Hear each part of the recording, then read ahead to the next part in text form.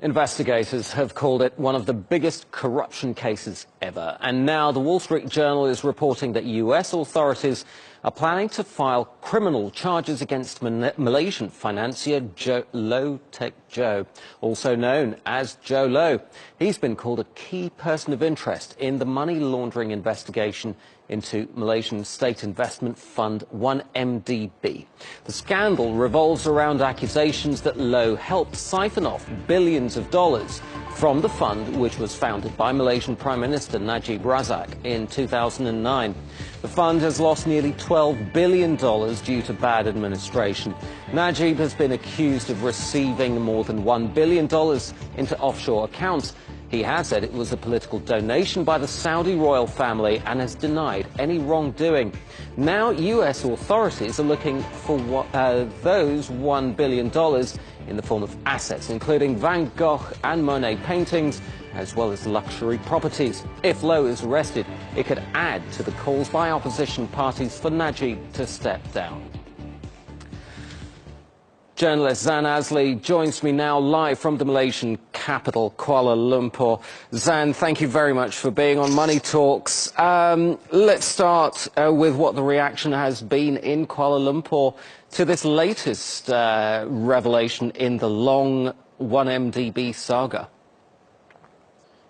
Well, the situation in Kuala Lumpur, or in Malaysia in general, is a little bit weird if you look at it, because the 1MDB scandal and controversy has been reported quite a bit in the media, in the international media, and even in the local media here in Malaysia.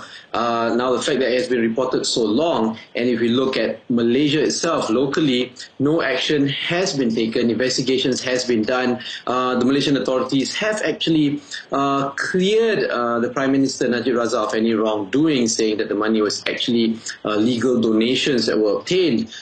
So I think there has been a little bit of fatigue among the maybe the local media and also Malaysians in general with the scandal, because nothing has been happening here in Malaysia. We do know that internationally investigations have been going on. As you mentioned just now, the United States are planning to actually take action against Jho Low. In Singapore itself, we've seen actually 4 private bankers already being charged and convicted for being involved in the 1MDB scandal, and latest they actually banned Goldman Sachs banker, ex-financial banker, from actually practicing in the financial industry in Singapore for 10 years. So, you know, Switzerland is also actually doing investigations, conducting investigations. Only in Malaysia the investigations have kind of been quiet. The 1MDB scandal, though, has had a tangible impact on the Malaysian economy. If we rewind back to 2015, for example, this was one of the reasons why the Malaysian ringgit became one of the world's worst performing emerging market currencies. What has been the long-term impact on the Malaysian economy of this scandal? Well, a lot of the Malaysian public believe that it is because of the 1MDB scandal that the drop of the Malaysian currency, the ringgit, has been happening, and it has been continuing to drop. But of course, if you look at what the Malaysian government is saying, is that it is not related to the 1MDB scandal. They say that it is a global recession, and that's why the currency is dropping, and that's why the economy is getting worse. But the Malaysian public really, a lot of them actually do believe that it is indirectly probably related to the 1MDB scandal, because there is slowly becoming a lack of confidence in the governance of Malaysia.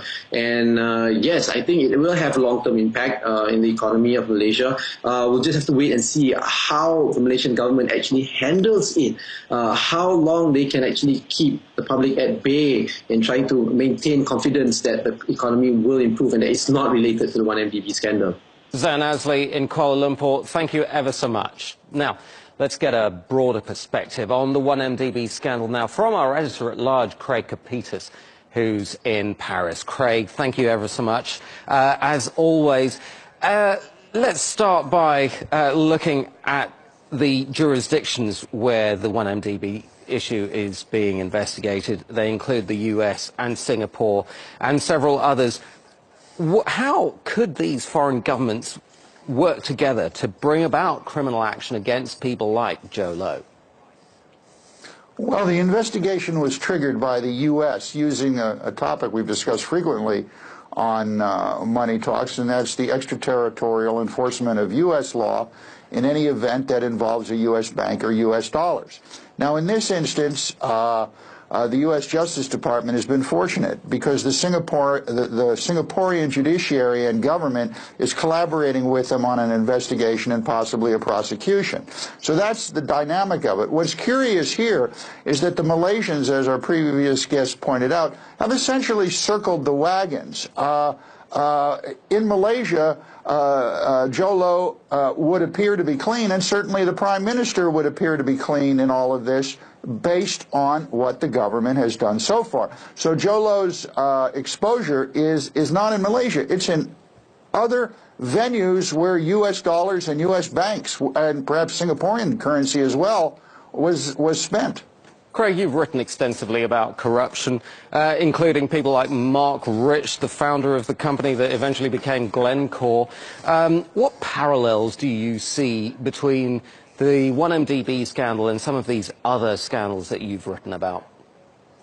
Well, you know, Jho Low, who's only 35, now he believes he's a master of the universe, like Mark Rich. In fact, he cites Mark Rich as his inspiration. This is a young man who has delusions of grandeur that only money can afford. And what is going on here is that he's being empowered by the Malaysian government. There's no doubt about that. I mean, let's think about this for a moment. The question is, really is, forget the legal phrasing, as, you know, did this guy loot some $3.5 billion from what's essentially the Malaysian sovereign investment fund? And the United States government saying, yeah, it looks like that you did, but the country where this event happened is apparently protecting him. And guess what? He's not so sure of that. So like Mark Rich, Jho Low, who's not J Lo, is lying low in China because China doesn't have an extradition treaty, just like Mark Rich skedaddled to Switzerland, which at the time did not have an extradition treaty with the United States. Craig Kapitis in Paris, thank you ever so much.